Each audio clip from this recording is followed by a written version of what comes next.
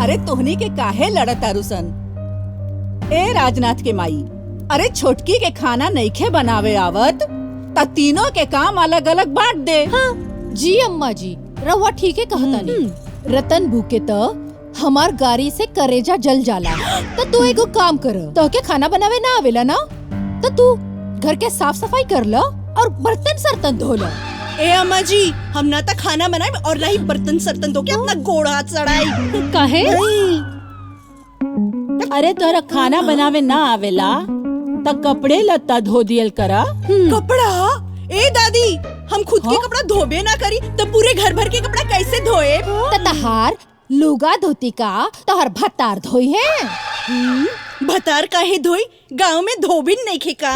ए देवनारायण बो, अरे कौना महारानी के पतो बना के ले आइल बाड़ू हो जे तोहरा कपारे पे तांडव करतिया। अम्मा जी, अब बहुत हो गई, अब हमने के चूल्हा अलग अलग जरी। ए दीदी, जराई न चूल्हा अलग अलग डेरावत के करा के बारी। तोहरा की ये सब का होता? का होता ये सब? अलग अलग चूल्हा जरावे के बात होता? घर के मर्दे के रहते ये फैसला लेबे कहा कहनी लोग के क्या दे दहलस? देवनारायण ते चुप काहे बाड़े? अरे का कहीं चाचा जी, सब बेलगाम हो गई बाड़ी सा। तहनी लोग का कहत बड़ा? बोलो। दादाजी, हमनी तीनों भाई अलग ना होखेम सन। एकनी लोग के चूल्हा अलग कर दी, बहुत चर्बी चढ़ गइल बा। रउआ सब अलग रह कि ना रह भी हम नहीं खी जानत, लेकिन अब हमनी के चूल्हा अब संगे ना जरी। हाँ तो जा सा अपन अपन घरे। बाबूजी, अपना घरे रहे के होई त हमनी के ब्याह करके इजा काहे ले आइल बानी? देखी बाबूजी, प्रॉब्लम ना हमनी से नहीं खे, प्रॉब्लम ढेर राव छोट के पतोह के बा। न खाना बनाई, न कपड़ा फींची, न घर साफ करी, तो का करी? दादाजी, एकनी लोग के चूल्हा अलग करवा ही दी, सब लोग के चर्बी चढ़ गइल बा ज्यादा। हमनी के तीन भाई लोग एक संगे रहल जाई। बिल्कुल सही भैया, हमनी के रग में एक ही महतारी बाप के खून दौड़ता। शाबाश बेटा, हमरा तोहरी पर नाज बा। तो चूल्हा के का कइल जा? यानी कि एक संगे तो चूल्हा पर खाना बनियन सन ना? तो बांट दा अलग अलग चूल्हा। ना ना, यहाँ के घर बटावल ना करे, जौन करे के बाद तू करबा। ना चाची, बाबूजी के गैला के बाद चाचा गार्जियन बान, अब जौन करे कोई ये करी है। अगर तोहरा पतोहन के अलग अलग चूल्हा जलावे के पड़ी ना, त तोहरा मेहरारू के भी अलग खाना बनावे के पड़ी। आज तक हमरा जीते जी चूल्हा अलग ना भइल, ई तोरा पतोहन के ना संभाल सकलस, एकर सजा यहू के मिली। ठीक कहते रहो भौजी, इनकरो दोस्त कम नहीं खे। ठीक बा चाचा जी, रउआ जौन भी फैसला करब हम ओकरा में पेराए खातिर तैयार बानी। देवनारायण के खाना इनकर परिवार बनाई, राजनाथ के परिवार अपना संगे संगे बड़की भौजी के भी खाना बनाई, घर के साफ सफाई और कपड़ा लत्ता करी, साथ में जौन बेटी और रिश्तेदार आई लो उन्हीं लोग के भी देखभाल करी। जीतन अपना परिवार के खुदे संभालियन, और रतन के परिवार अपना संगे संगे हमनी के भी खाना बना के खियाई।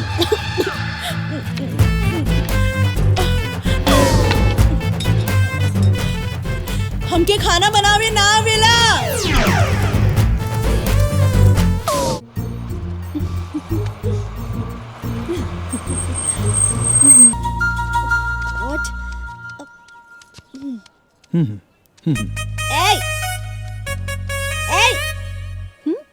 तुमको मेरी बेटी का घर मालूम है क्या? अरे मछली, हमरा देश के प्रधानमंत्री के नाम तो मालूम ही नहीं खे, आई अपना बेटी के घर के पता पूछतिया। हाँ सही बोली तुम। ये गोबर का रोटी बनाने वाले को हमारी बेटी का पता कैसे मालूम होगा? आंटी देसी मुर्गी बिलाईती बोल, बात करे के बाद नाप तोल के बोल। हाँ अच्छा, तो तुमको हम तराजू बटखारा ला कर दे दे क्या? हाँ, और सुनो, ये गोबर का रोटी खा खा के ना तुम्हारा दिमाग मोटा हो गया है। रोटी रोटी गोबर के? तुमको ना इसका रोटी नहीं बनाना चाहिए, तुमको बनाना चाहिए इसका वो गुलाब जामुन। छी, गोबर के गुलाब जामुन पगला गई बड़े का।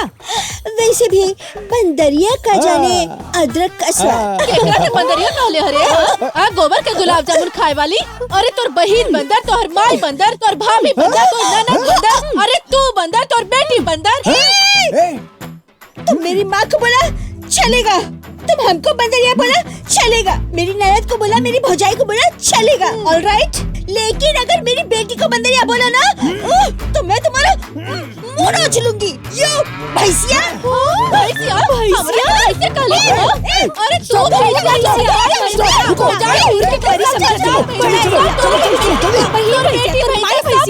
भैंसिया गोबर की रोटी खाए कती कहत रही, तू ही खा ले, तू भैंसी मुटकी। हाँ उ दोनों कहाँ गायब हो गए सर?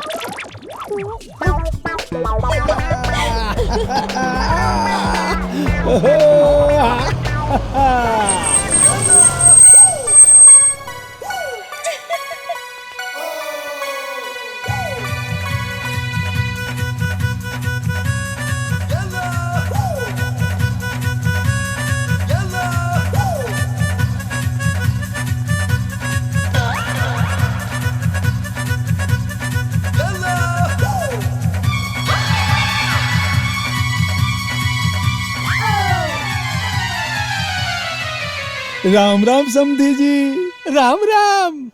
धत महाराज, काहे के राम राम है? ऐसन बेटी हमरा माथे मर देने की जब से आयल तब से अलगा अलगी होके के नौबत आ गई है। समझी जी, अपना दही की तो केहू खट्टा ना कहेला। रउरा घर में जोन कमी बा वो तो रउआ बताइब ना। अच्छा, कमी हमार घर में कमी है?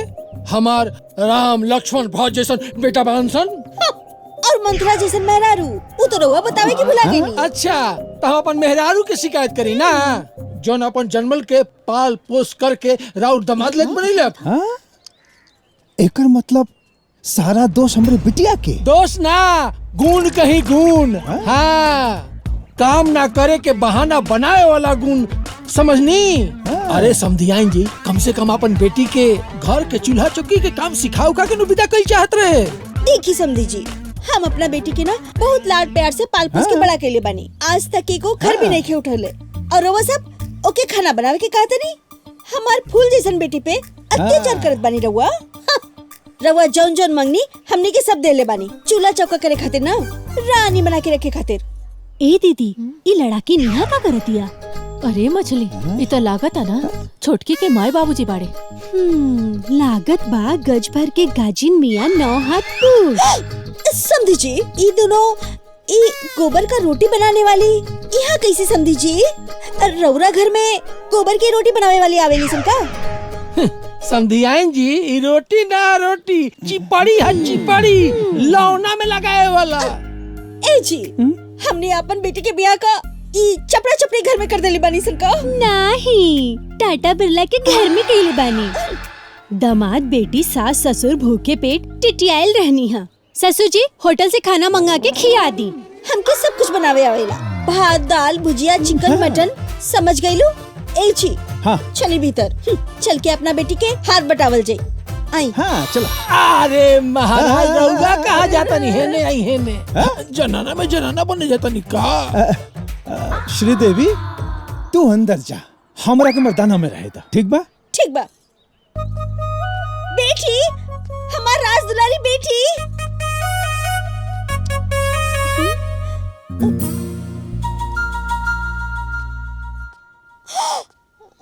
बाबू,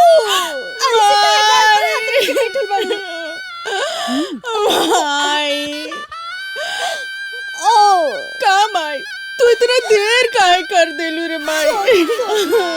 माई, मालूम बा माई, कल से हम भूखले बानी। भूख के मारे लागत है ना माई कि हमार प्राण निकल जाए। माई, हम तो भूखले बानी, वहाँ की भी अन्न का एक दाना नसीब ना भइला। और तो और चचिया सास ससुर भी एगो निवाला खातिर तरस गइल बालोग। अरे कैसन काट के कलेजा बाजी, तनको मोह माया नहीं खे। अरे 2 बेरा खियाइए देले रहा तू तो कौन कोठरी के अन्न खत्म हो गइल रहे। आ गइल बाड़ू ना त तड़पत काहे बाड़ू? खियाव आ चाहे लुटाव। हाँ ठीक बा। बाकी हमके ही चिपरी पे खाना बनावे ना आवेला। अरे यहाँ तो गोबर की रोटी से ही खाना बनेला। हाँ तो ठीक बाटे, आज हम ही चूल्हा पे खाना बना ले, बाकी सांझ होते होते गैस चूल्हा आ जाए। गैस अरे संजय जी ई के आ गए? हाँ? प्रणाम प्रणाम। और सब ठीक बानू? देखा झगड़ा नहीं करेंगे। मारब ना। चुप रहा। का बेटा? बबुनी माई बबुनी बबुनी का हो गइल रे बबुनी? चुप कर माई। रोजिन जेकरा घर के दया दिन काम चोरी हो जाई और ओकर घर अलग बिलग होखबे नु करी। ए दीदी, राउर जुबान ना कैची की तरह कच्च कच्च चलता। जेठानी के इज्जत का सीखा। नया नया बहुरिया आइल बाड़ू घर में, घर बनावे के जगह घर बिगाड़ के रख देले बाड़ू। ए दीदी, अब हमार मुंह मत खुलाई जननी की ना। अरे इतने नीक संस्कार अगर अपन बेटी के सिखौले रहती ना तो आज परिवार जोड़ के चले थे जननी की ना। और वैसे भी ये पांचों उंगली एक बराबर ना होला। प्रणाम माई। कहल का चाहता रू कि हमर माई बाबू हमरा के संस्कार नहीं सिखौले? हाँ, घर आंगन से लेके बाहर तक के काम सिखौले बिया। ठीक बा? अरे कुल सिखौले बिया, बाकी कैसे परिवार जोड़ के रखल जाला उ नइखे सिखौले। ए बच्चिया, रउआ अपन बेटी के चूल्हा चौका सिखौले रहती ना तो आज ही चूल्हा बाटे की नौबत ना आई। ए मैडम, अब रउआ के है जी? हाँ? हमार माई। तू जे भी हो तनी जबान संभाल के हमार बेटी के ना कुछ मत बोला। अरे वाह, राउर माई माई और हमार माई गाय। ए देख छुटकी, हम तोरा से मुंह नहीं लगावल चाहत। जे अपन माई के ससुराल में बोला कि नौकरानी जैसन काम करावे ओकर मुहे बड़ बात नीमन ना लागेला। ए जौन बोले के बना तोरा हमसे बोल। हमरा बेटी से ना जनली की ना बहुत प्यार दुलार से पाल के बड़ कइले बनी। आज तक एगो खर में नहीं खे उठौले और तोहनी सब ओकरा पे रोब झाड़ा तारी सन। रुआव ककरा देखावता रू? हाँ, अरे इतने बाड़ी तो आज बाड़ू ना, अब आ गेल बाड़ू तो बनावा खियावा ओकरा ससुरारी में। रउआ तो नसीब लिखवा के ले आइल बानी तो बड़ बात ना ही करी। ये चिपड़ी के रोटी कहा तारी ओकरा के फुटानी ना झाड़े के चाहिए। फुटानी झाड़े तारी? हाँ माई तू है नहीं आओ रे, हमार माई फुटानी झाड़े दिया। अगर हमार माई फुटानी झाड़ते तो केहू के बाप के पैसे पे थोड़ी झाड़ दिया, अपना पति के पैसे पे ऐश कर दिया। तो तोहरा लोग के पेट में दर्द काहे हो रहा? पेट में दर्द नहीं होता।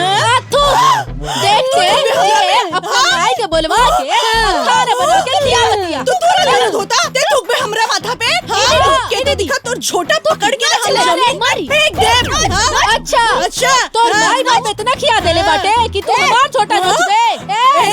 माई बाप पे मत जो, बुझ गईली ना तो तोहर मुंह तोड़ दे। तोहर मुंह फोड़ दे।